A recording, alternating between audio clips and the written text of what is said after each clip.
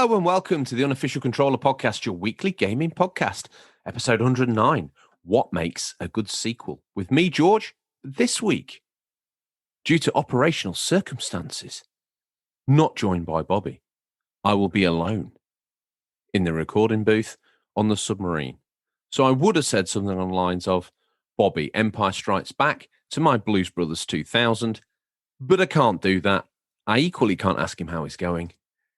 But that is the way of things. I hope you're all well. To give you a rundown of how the show's going to go, coming up, we've got some news in there, some juicy news for us all to think about and maybe take away and digest and further comment on in the Discord or wherever it is that you find the show.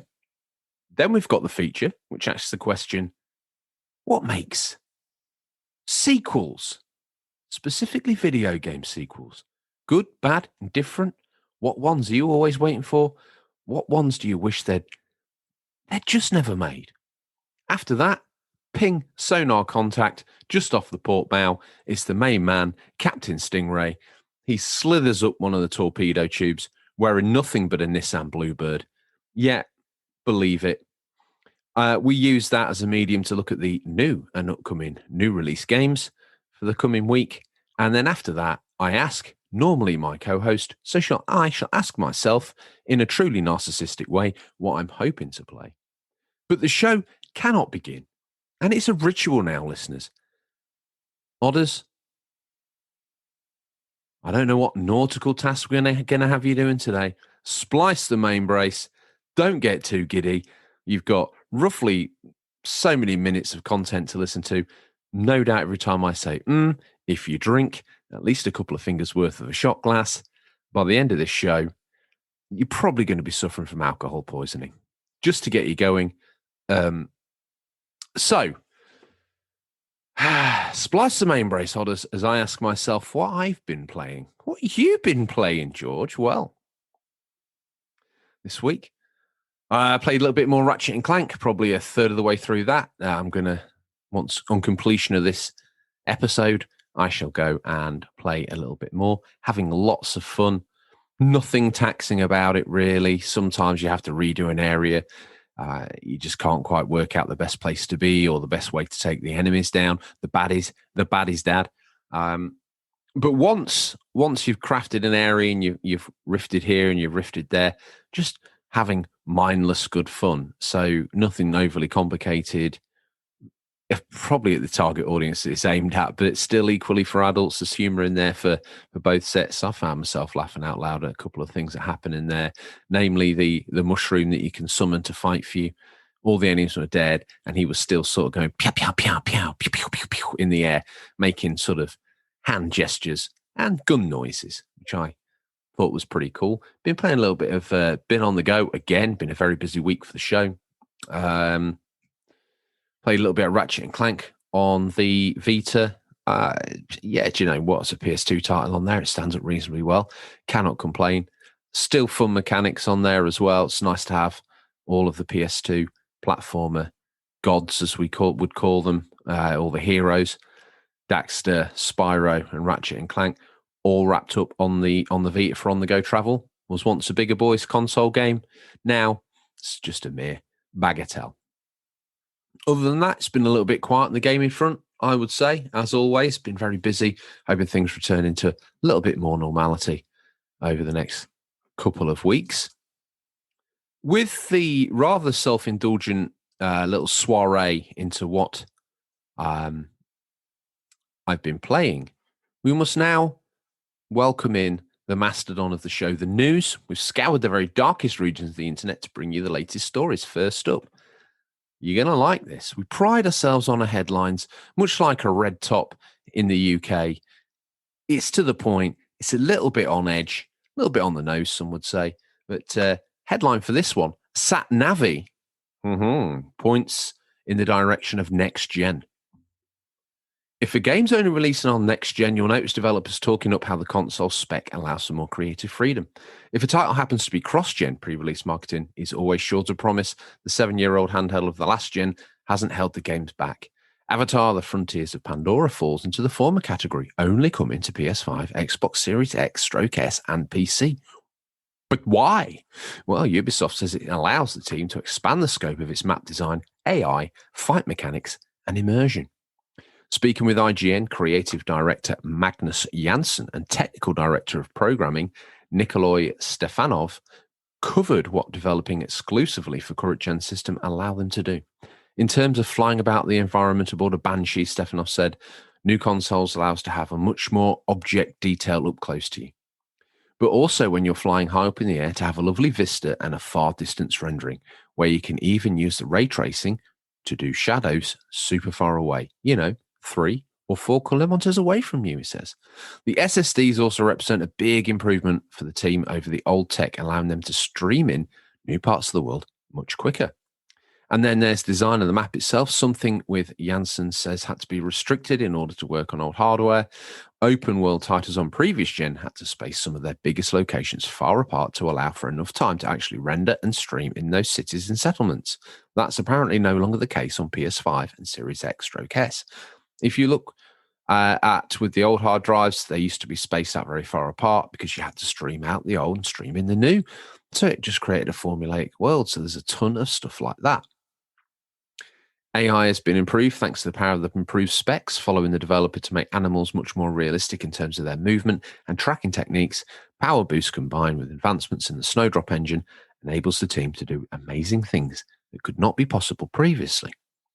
Finally, Avatar Frontiers of Pandora was simply much more immersive than it was designed around the PS4 and Xbox One. The folks at Massive Entertainment want to bring the world you saw in the movie straight to your living room. Better simulating weather effects and animals.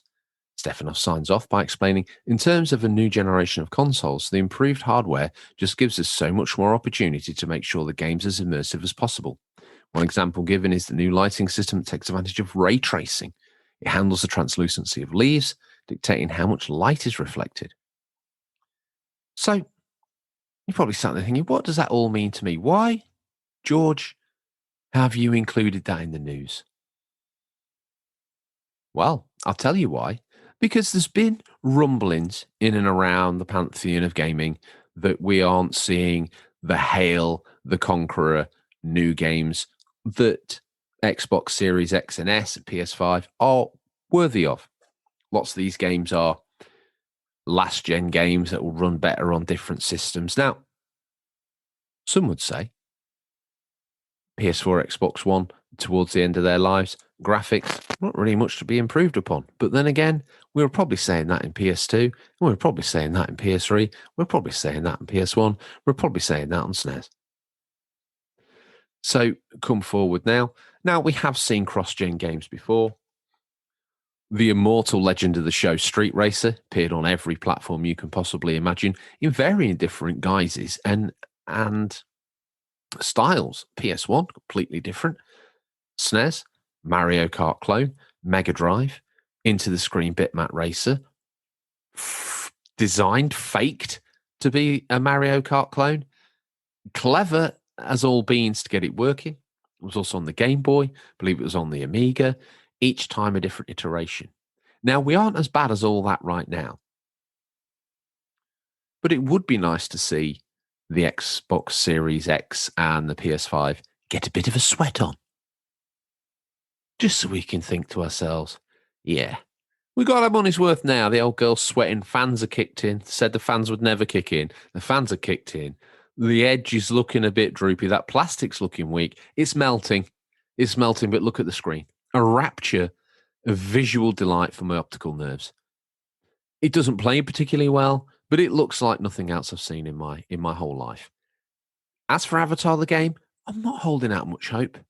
We look at the previous incarnation of the game, even with the mighty James Cameron at the helm, wanting to create a cross-media platform between game and video, film, music, all existing as one sinuous Avatar experience. The game was the weak part of that structure. Very, very made out of balsa wood when it should have been made out of oak. Sort of thing. Collapsed. Rubbish. Maybe I'm doing it a disservice. Maybe I am. You know me. I know myself.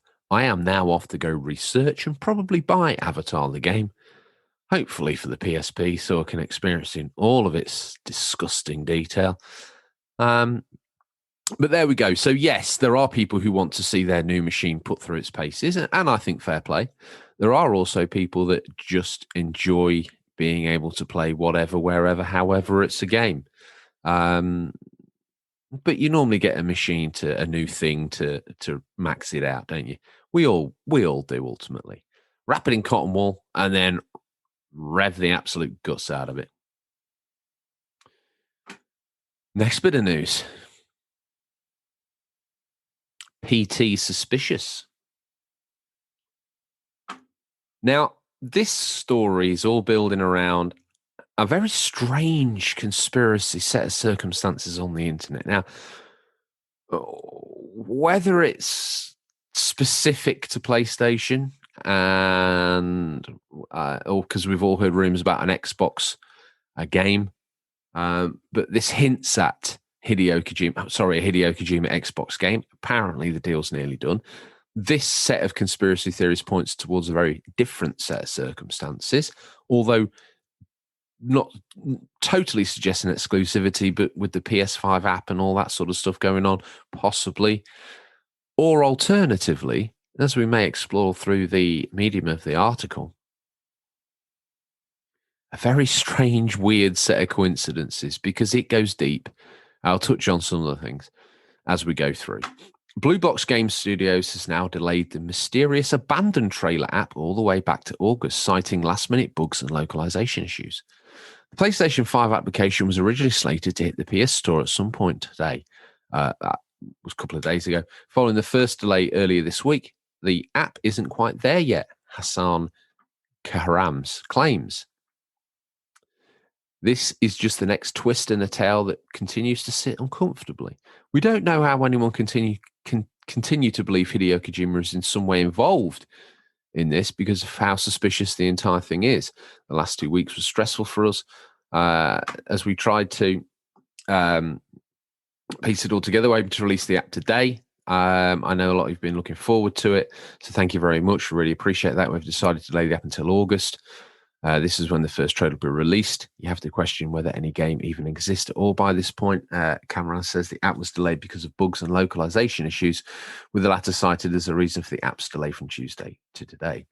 It's then fairly suspicious to push it all the way back to August, announcing it in a Twitter video, especially when Blue Box Games Studios claims Sony is involved in the project, except it's absolutely not. There was a time when we felt sorry for the developer. The internet rushed to tenuous links between the abandoned and Hideo Kojima, and we will go into this very quickly in a moment. But that attention now seems to focus on whether there is any game at all. There's not a single second of abandoned has actually been shown. The announcements trailer was made of cheap Unreal Engine assets that literally anybody can buy, and the teaser didn't have a lot of time. So the teaser didn't have a lot of time. Sony wants something really quick. Apparently, Sony told him they wanted something really quick, so we had something to show. And that was not game at all, so the game will be different, Karam's previously claimed. Now, forgive me there, I got a bit stumbled on my words because there's so much to fit in and I'm trying to pick out the most pertinent pieces while also trying to remember. Now, Blue Box Game Studios popped up, popped down many years ago, 2014. I do believe they released a few apps.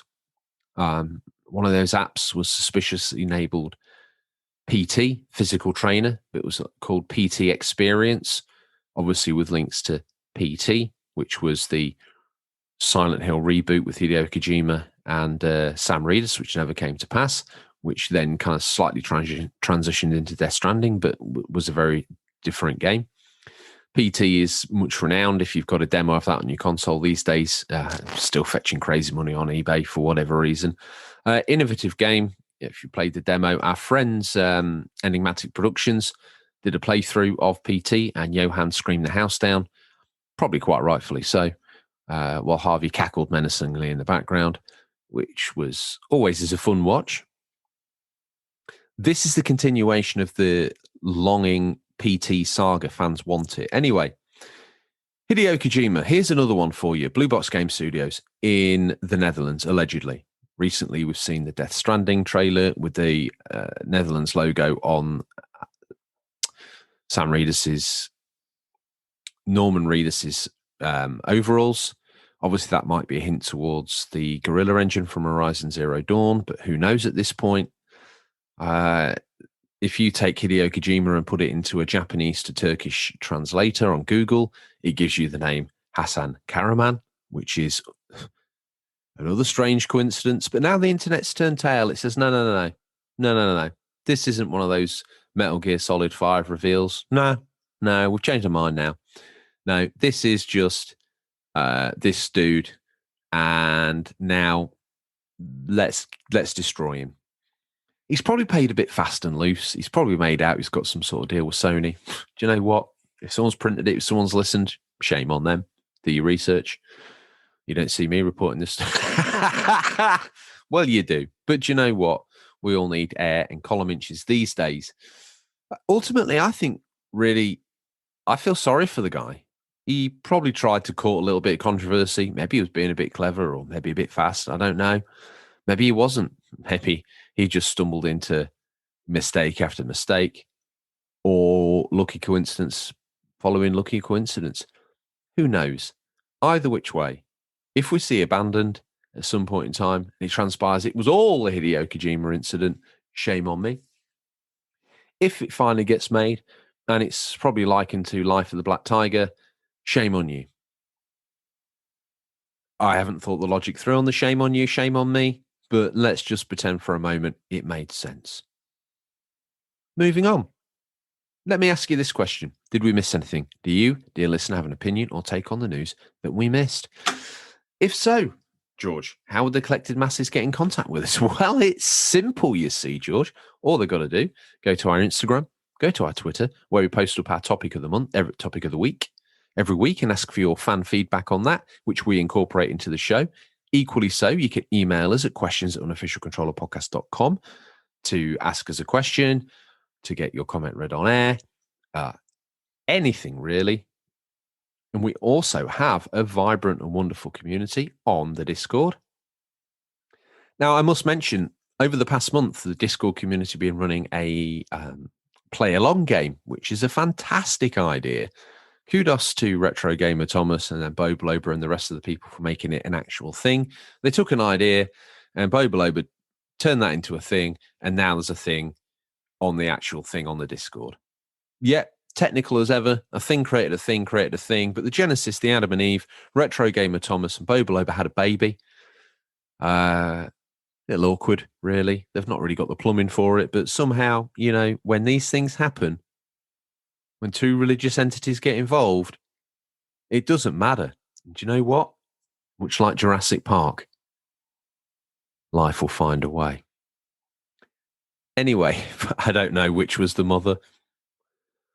If I had a coin, I'd flick it. Heads, Bo Blober, tails. Let's just leave that.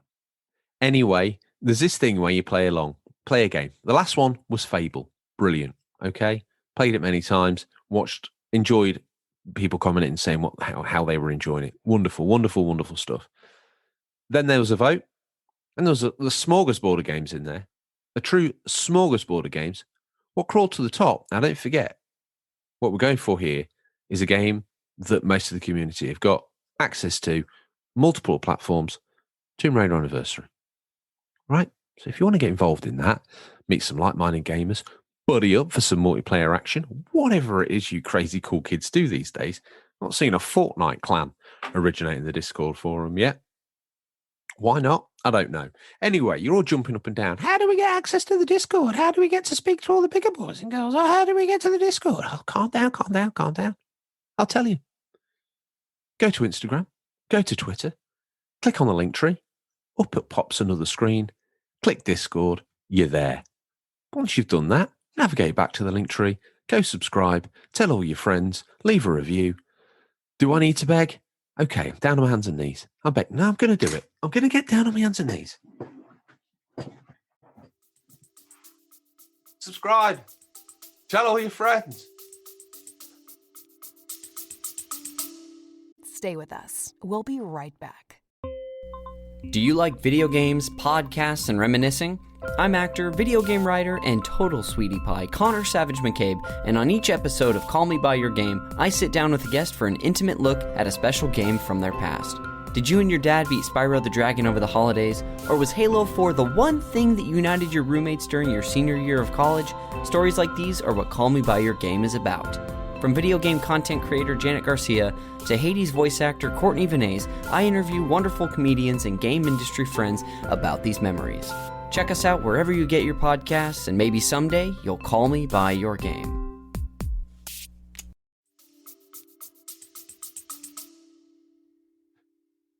I haven't eaten in weeks.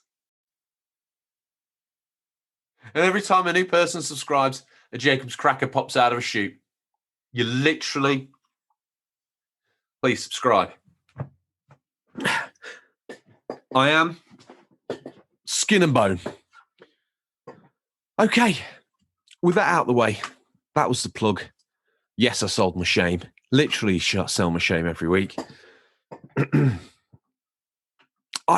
At this point, do you know, it is what it is. The life of a podcaster. We can't all be Rogan. Some of us have to be his supporting wheels all the way down here in the dungeon somewhere. Yeah. Welcome to the highest form of quality that is the Unofficial Controller podcast. This, my friends, is the feature. This is where we do all the aforementioned stuff. I don't know how I'm going to talk to myself about sequels, but I'm going to give it a go. Luckily, I've got your guys' comments for support.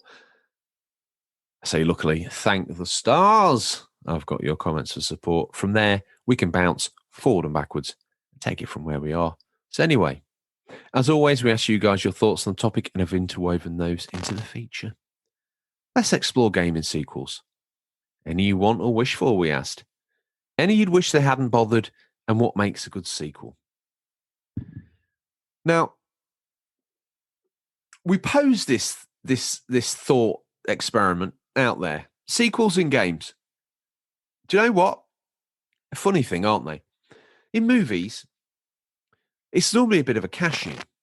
It's normally a little bit, if there's nothing else to explore within a movie, but it's a hit, the studio goes off, scratches their head a little bit while, says, do you know what?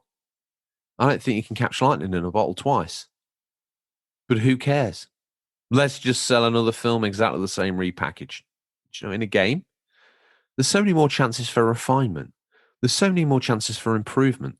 There's so many more chances of telling a 1.5 retelling of the original game without anybody even realizing, because so many things have changed. Quality of life improvement, graphics, sound, the whole plethora of things that stack up to make a video game can be improved upon again and again and again with other iterations. Whereas films get tired by rehash 26, a game can feel fresh and new after a new, fresh lick of paint in the menus or a whole new host of characters to play with at the front end. It really, at this point, does not matter. So,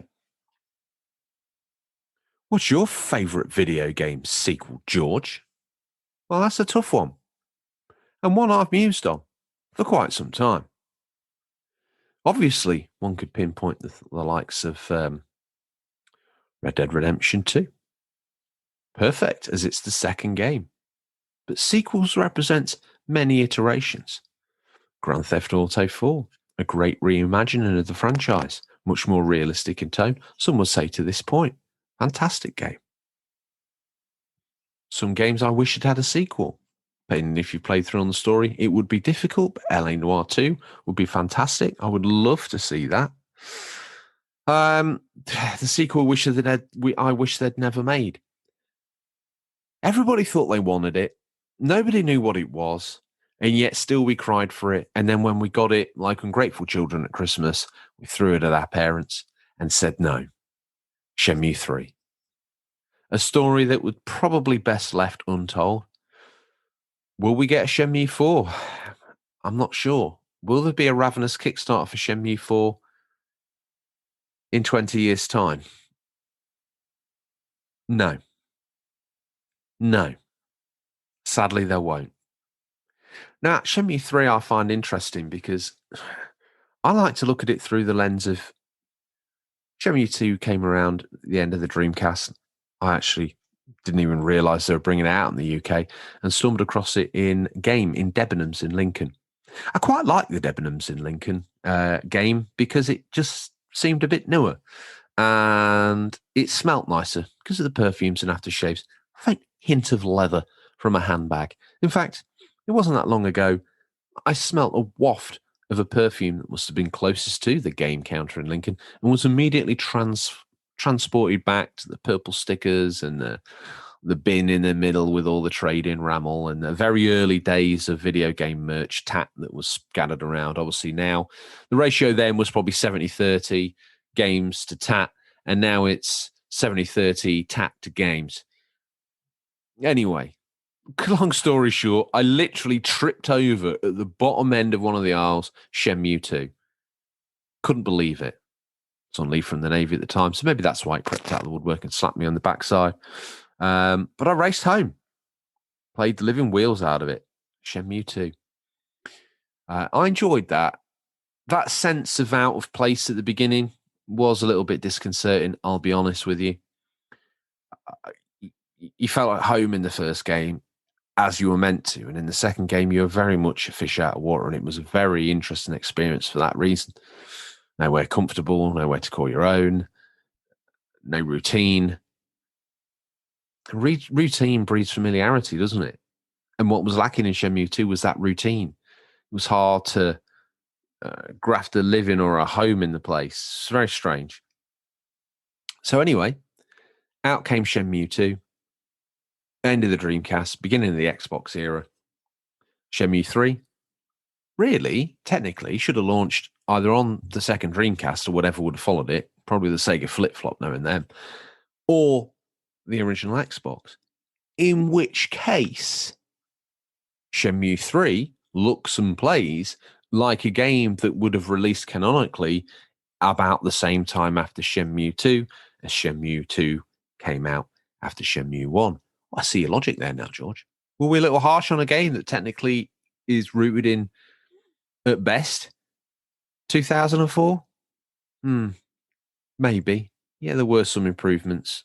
Yeah, there were some refinements. Yes, it was made using a different engine, but paid homage to the original style in a weird way, because Ryu looked a little odd. That cave, although in it for a short time, for him, for us, a long time, melted his face into an unresembled wax-like lump with spiky black nibbles on top. I don't know what the nibbles are. Call them 3D polygonal hair. Time to dip in the post-bag. Now I've finished my rant and ramble. Comic Pictures 79. He says, a sequel that improves on the mechanics of early iterations while continuing or branching into a story that keeps you interested is important. He ain't wrong. For me, one of the best examples of this is Mass Effect 2. Why that one? We'll get to that. Probably one of the best sequels ever in terms of how it improves upon the builds on the first game. Almost perfectly executed. There are obviously a lot more, but this is a prominent example of private levity when the deluge of similar answers come flooding in. Laughing till he cries emoji, heart eyes emoji. Now, I like Mass Effect 2, but I prefer, and we all know I'm a weirdo, I prefer Mass Effect 2. Excuse me, that was a particularly chunky one. I prefer Mass Effect 1. I prefer its Knights of the Old Republic style. It's still, although it was a Gears of War cover shooter in a way, it was still very much a dice rolling escapade in the background. Mass Effect did away with that. Mass Effect 2 did away with that. Replaced it with a good shooter to replace the combat sections. Wonderful. Unless, like myself, you enjoyed the pacing of the combat in the first one. A little bit more strategic. Now, you can obviously interpose those with your bits and bobs in Mass Effect 2, but it just kind of lost that. It was a bit raw, a bit more original Xbox, I suppose, which is why it kind of appealed to me more. But I understand and appreciate and nod in deference to Mass Effect 2. Next out of the post bag, we got a new listener. His name's NerdyMan13, joins us from Instagram. If you're not following NerdyMan13 on Instagram, I ask you, are you even real? Okay. This guy's got it going on. Nice guy, posts up his games, finishes his games. He's a man who deserves the T-shirt, the man who finishes games, the Unofficial Controller Podcast Classic. You can find it on the Redbubble somewhere. And you can also find it probably on Adam's Etsy, which is Comic Pictures 79, no space. It's just Comic Pictures. His Instagram's Comic Pictures 79. I should have done that during his readout. I've done it during Nerdy Man's. He deserves a T-shirt because he finished his games. Nerdy Man 13 says, I say try Dragon Ball Z Legacy of Goku 2 if you played the first one and didn't like it. Good. I'm not a Dragon Ball Z guy myself. I'm sure lots of people who listen are. Nerdy Man, you need to join the Discord and share with us your Dragon Ball Z passion. Talking of a man fresh from the passions of an illicit night with Bo Baloba, he's got his title back. Do you know what? Life's too short. It's Lord Thomas of Retro Gamer. He says, I think one of the best sequels is RDR2. Solid point. Took their time, got the story bang on. I know technically it's a prequel, but it's so good. A sequel I'm absolutely crying out for is Bully 2. God, I love that game. So good. And to put that classic GTA world into a school was fantastic. Please, please, Rockstar. That's all he's put. But do you know what? Let's rehash it. Thinking of schools, thinking of kids. Please, please, Rockstar. Can I have some more? That's how you should have signed off. Let's pretend you did. Through the medium of editing, which Phil, the producer's too lazy to do. So that'll stay in. Use your imagination. Retro Gamer Thomas. No. It's the podcast equivalent of Charles Dickens at this point. I've just, why not? Someone else who's never suffered in a workhouse because he's too damn good looking for that. It's Finster Gamer. For me, the perfect follow-up, prequel. He's now, fair play to you, old boy. He's the first person who's pointed out this predates, not follows, Red Dead Redemption. He's not just good looking, as I previously said, but that skull houses one of the finest brains on planet Earth. Let's hear what it has to say. The first one was arguably one of the biggest games of its console generation, and the second took that crown and ran with it. It improved on every gameplay element that made RDR the success it was and pushed the Xbox One/PS4 to its limits. Even now, it's more impressive than a lot of games that have come out since. I think its most applaudable accomplishment is that many, including myself, went into RDR2 concerned that we were playing as a new character that we wouldn't care about, that no one would ever be as cool as John Marston. Boy, where you were wrong. Half an hour in with Arthur Morgan, and you're like, John who? We finally got to discover who John learned his best qualities from. Eloquence of that comment, I have to say, resonating within me. Nothing more I can say, really. Sometimes it's best to say nothing more. Someone else who had an opinion on the subject of sequels, Batmull, slid in with this little ditty. I think sometimes there's a point in story-driven series with sequels when it's reached a good conclusion should be left alone. There, for example, I think I was happy at the end of Halo 3. Here, with leaving Master Chief, as that very much felt like the end of his story. I think they could have continued Halo without him. Yeah, they could have focused on a new story in that universe. Halo Reach worked. But I think they might have been a bit scared that people think that Halo is Master Chief and that without him, it's not Halo. Also, just because a sequel might be quite different than what has come before doesn't necessarily mean it's a bad thing. Lots of people seem not to like Arkham Origins, but I thought it was quite good. You are preaching to the converted on Arkham Origins. I actually now think probably the best. Yes, it feels a bit tacked together at times. Yes, it doesn't have the strength and prowess of Asylum. But Origins? With that Christmas vibe? Very Batman Returns.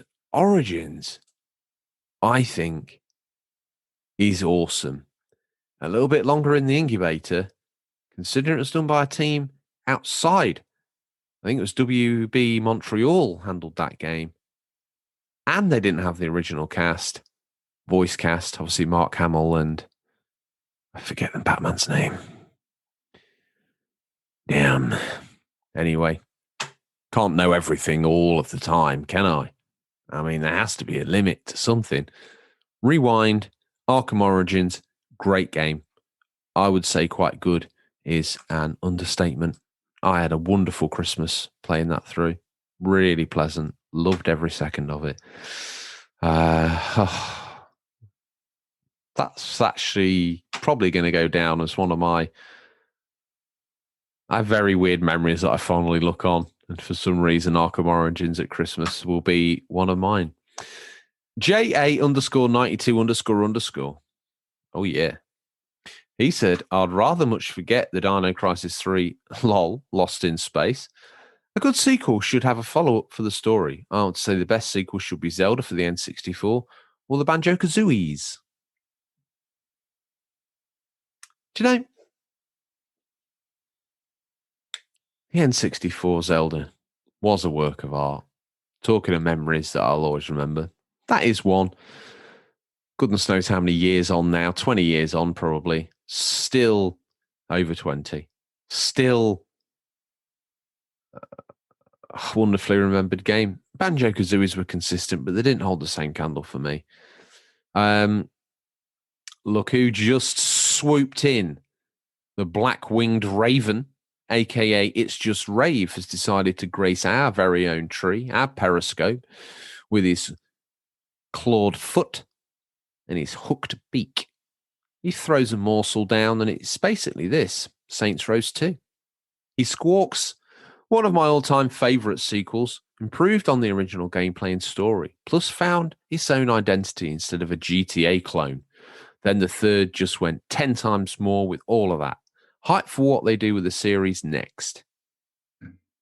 If you're wondering why Rave has got his own intro, it's because he is my number 4 co-host on the Aikido cast, which is a bar in Lincoln that's all about gaming. Go in, play some console, drink some beer, have some coffee, whatever. Play the latest games on the latest consoles. Play some retro games on some retro consoles. Get yourself a booth. Party until the early hours. It does not matter. Aikido's got it all. And to wrap up that community in one nice bubble, they very nicely, kindly asked me, and I'm very humbled by that, to be on. And I'm glad to. And Rave is one of the co-hosts of a great show. So go check it out. It's available on all the usual podcast feeds. Next up, it's the embodiment of the Irish beef industry. The man who writes more script for the show than even myself. At this point, he probably has more airtime than even myself. It's C. Pliskin. Let me bring up his comment. Let me open to the page.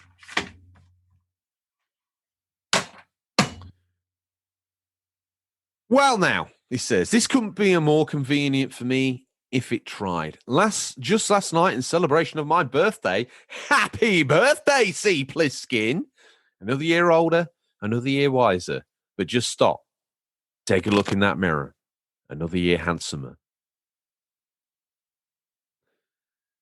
I sat down and watched Tropic Thunder with the rest of my family, and there's a section near the start where they essentially... That's a birthday celebration for you. That's a birthday celebration for you, boy. Yeah, that's what we do here in Ireland. We get together, that Guinness, pour it in the bin.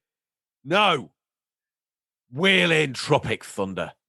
We will gather round as a family, tribal. Anyway, it's his birthday. It's celebration of his birthday. They sat down and watched Tropic Thunder near the start, where they essentially parody a lot of film trailers from the 2000s, with one making fun of action film series that keep getting new sequels and escalating threats.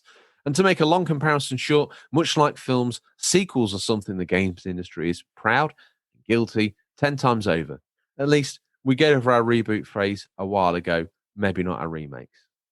Now, for good sequels as a whole, I think we can all agree that they need to not only have the core parts everyone loved, the original game of the original, while keeping fresh enough as well.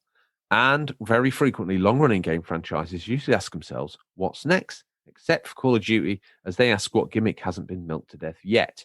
However, I'll say that certain franchises can still come across as fresh and familiar, even several games. Let's be honest, you know this was going to involve a segue into me talking about Ratchet and Clank Rift Apart, didn't you? Smiling with a bead of perspiration just appearing above his left eye emoji. As I've said before, I have a bit of an interest with a series that will be turning 20 next year and was for a while slightly running out of ideas. Yet somehow, with a brand new creative team, new hardware, they managed to make a fantastic brand new entry to the series.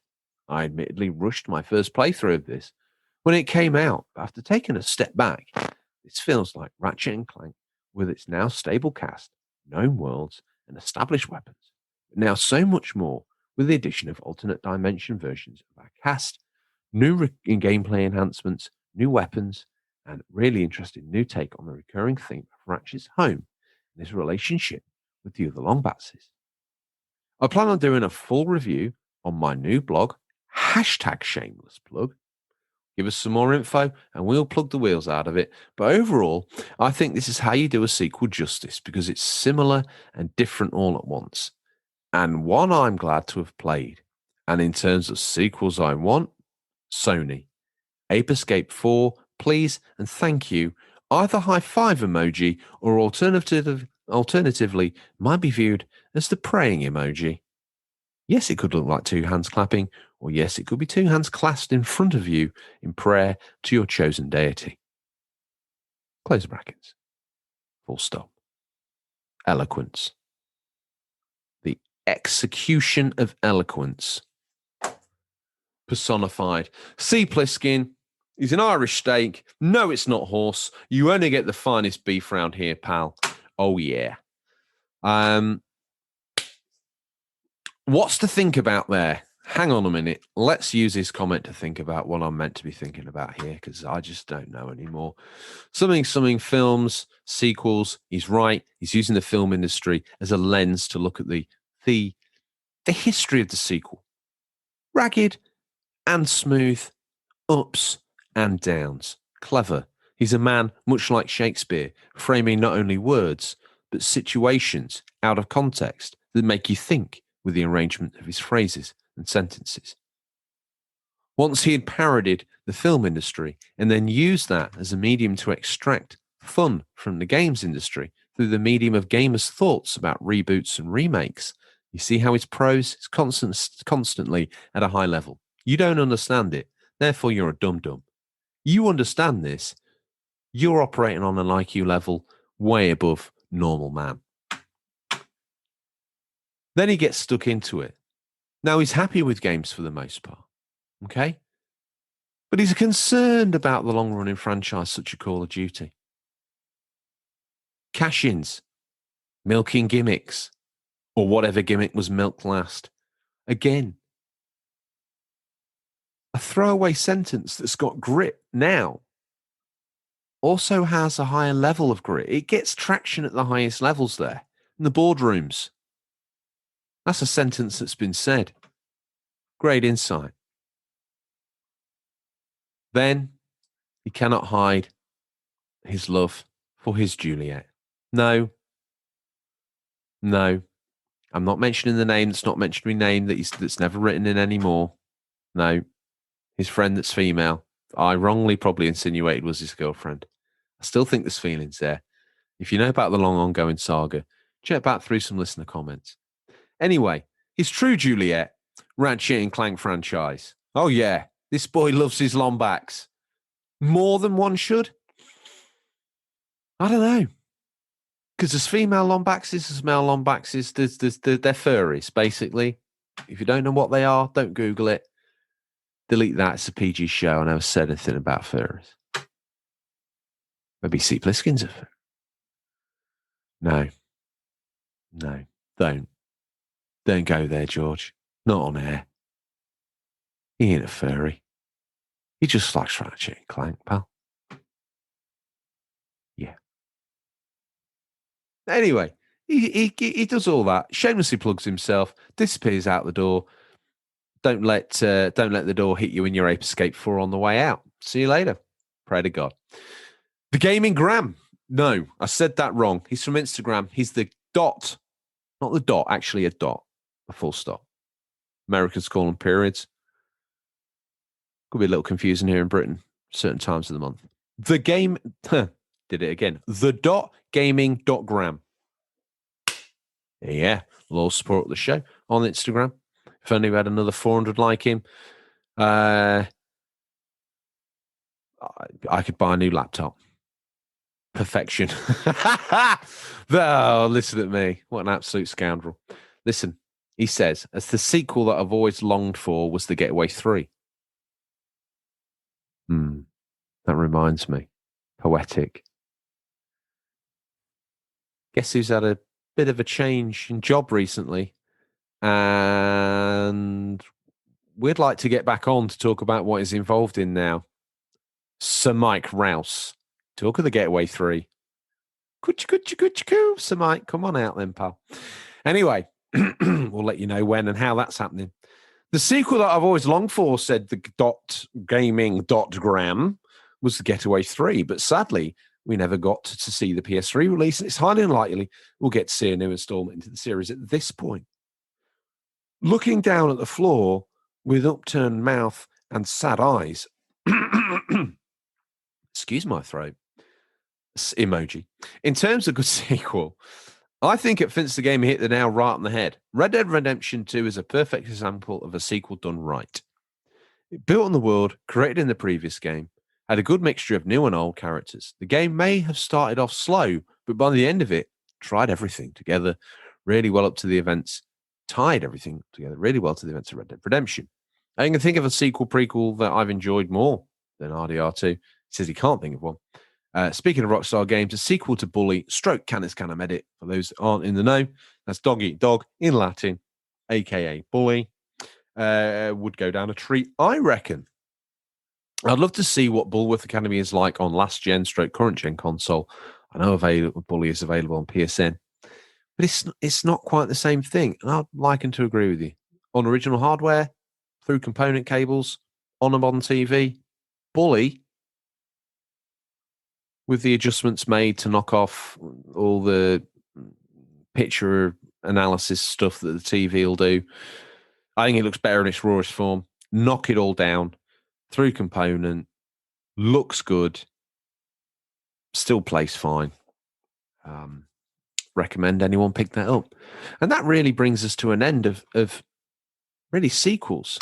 Some new names, some old names. If you're listening, you would like your comment read on air and talked about and digested by myself, get in touch. Keep your eye out on the Instagram. Next week, I want a whole new load of names. We need a whole new wave of listeners. So without Bobby around to calm me down, I'm going to do another beg. Normally there's two of us. Pour heart and soul into the show.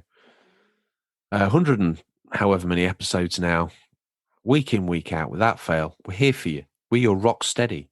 We're your... I don't want to go back to the office, but I kind of have to one day a week, and I need someone to keep me company in the car on the way there and on the way back, but someone friendly, but not overly offensive.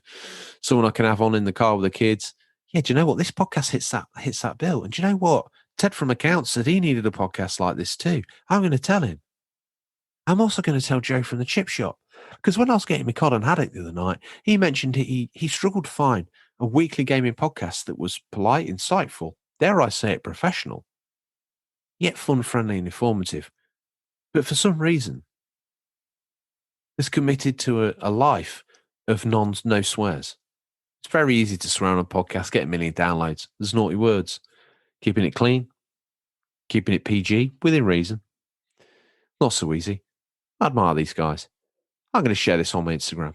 Do you know what? I'm even going to log into my aged MySpace account. I'm going to share it there, because you never know. If someone sees it, someone might subscribe. And if 3 people subscribe this afternoon,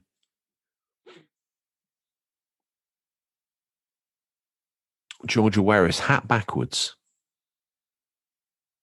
twice.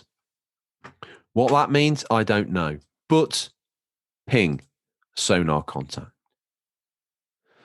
New contact bearing 090, straight up the torpedo tube. It's time for a peek in what we affectionately call Stingrays boot, what's nestled between some counterfeit nappies and a dodgy copy about a friend all this week. These are the new release highlights for the 21st of June to the June 27th, 2021.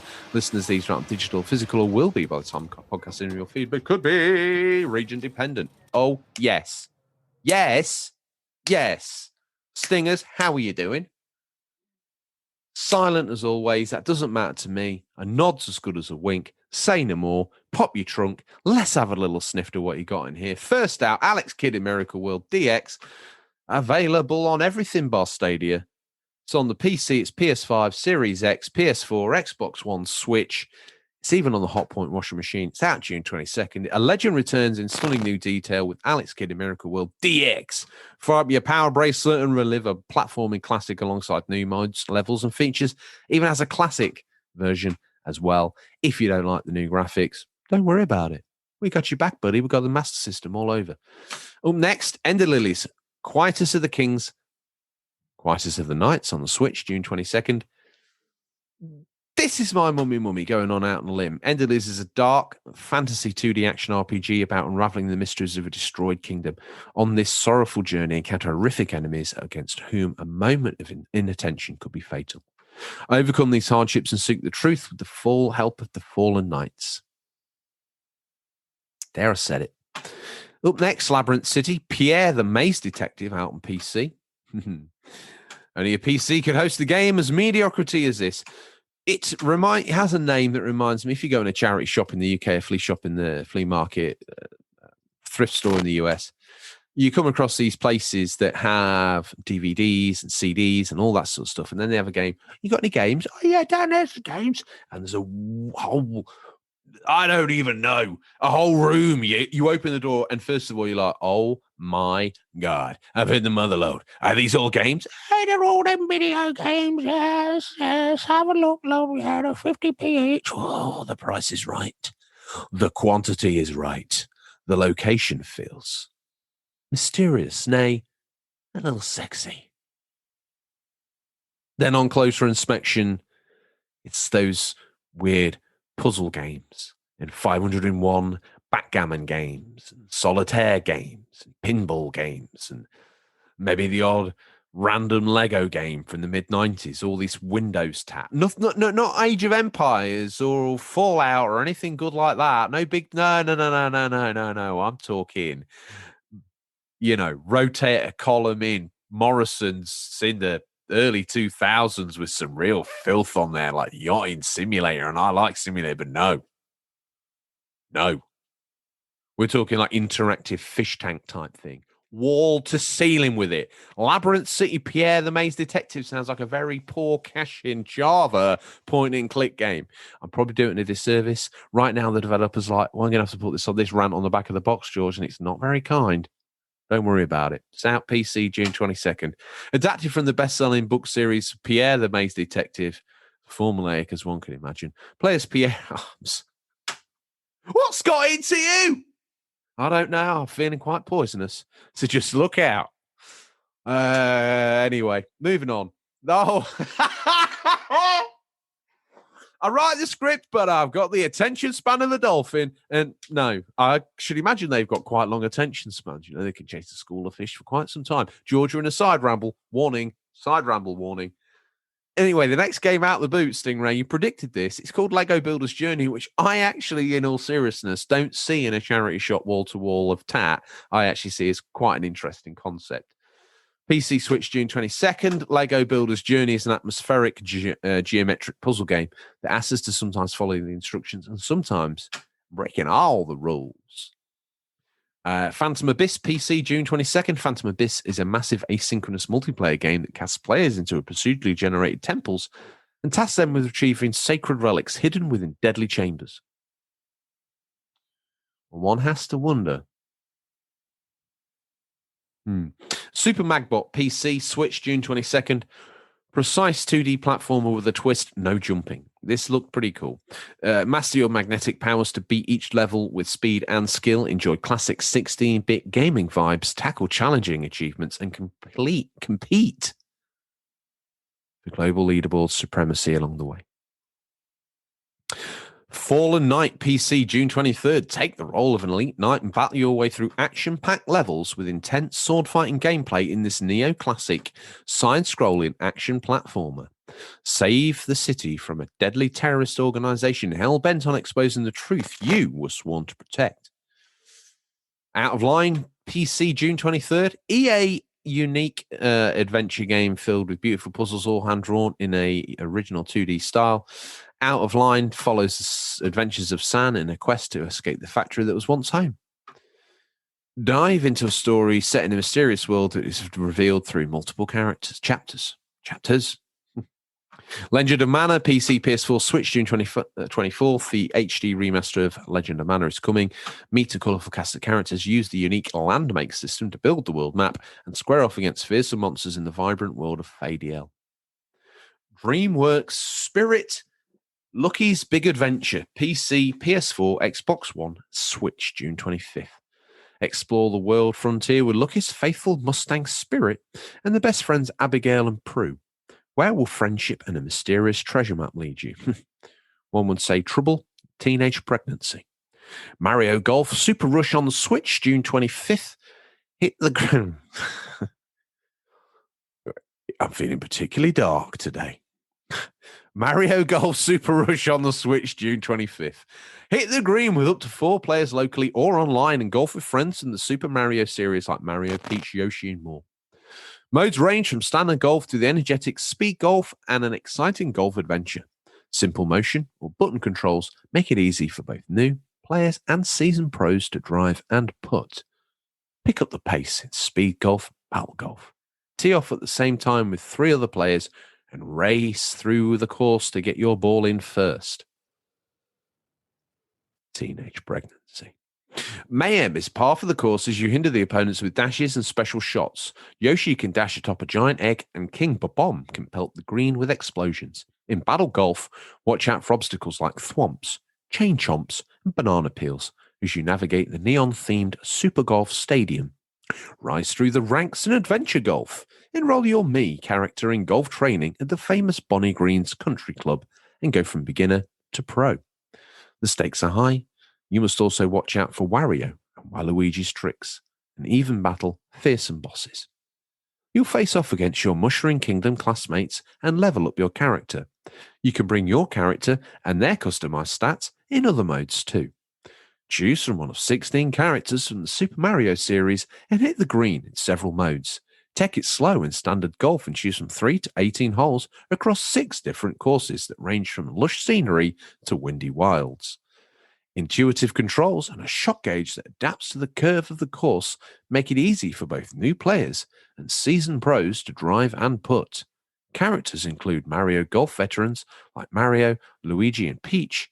Characters like Pauline and Charging Chuck are also here to make their debut on the green.